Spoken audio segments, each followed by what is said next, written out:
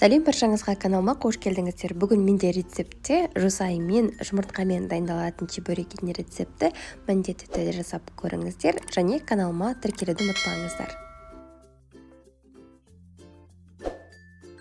Бір жұмыртқа, аз ғана тұз және де 200 мл жылы су жақсылап араластырамын.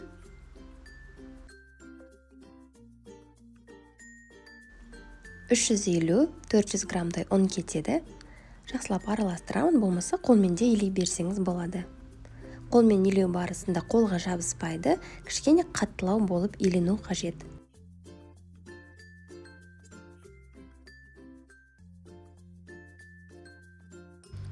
Кез келген жасыл шөпті жуар алдында суға салып, міндетті түрде тұз салып қойып қою қажет, және бірнеше рет жуған дұрыс. Жусайды ұсақтап тураймын.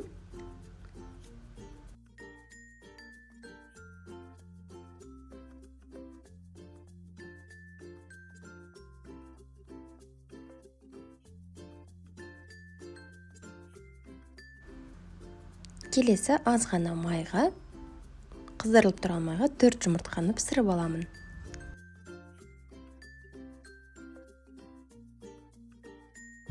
Жұмыртқа және жусайды араластырамын.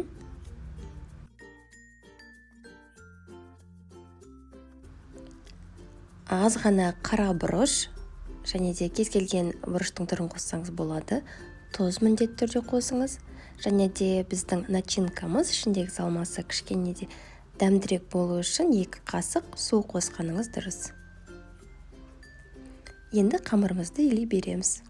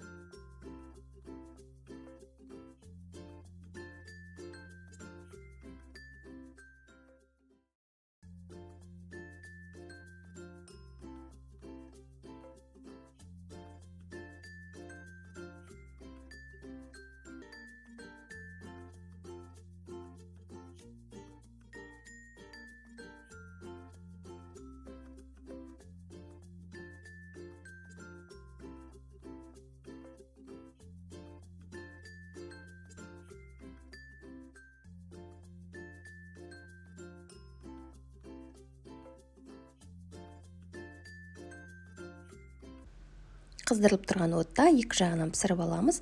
Өте тез пісетін болғандықтан оттың қасынан кетпеуге кеңес беремін.